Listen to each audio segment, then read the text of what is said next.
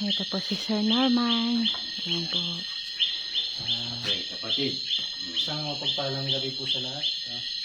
Saka sumating po ang kapayapaan. Ngayon po nandito kami sa Mount Panahaw. So first time po namin magkita ni Sir Hap at ni Madam Diwata. So nagkakilala na naman kami ni Sir Hap sa social media. So nakita ko yung ano niya, yung mga exploration nila. Yun talaga naman po may katotohanan. At wala naman po silang ibang ibig sabihin kundi ipakita yung katotohanan, yung yung hiwaga, ang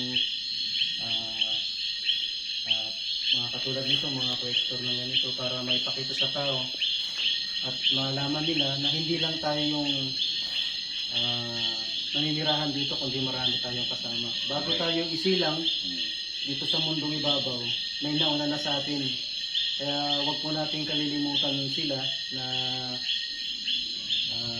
igalang, respeto, para hindi rin tayo nila saktan o gambalain. Kung marunong naman po tayong makiusap sa kanila, yun na lang po ang gawin natin, katulad po nitong magpanahon na ito, ang respeto, saka talagang dinadayo po talaga ng mga mag-hunting, mga agimat, may mga taglay, mga gagamot at mga iba't ibang sekta.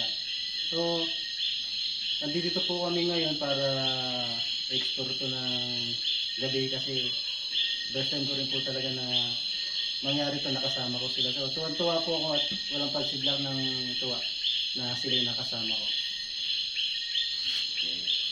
So, ayun, po, mga hiwaga. Exactly. Ayan na po, bumigay na po ang aking cellphone.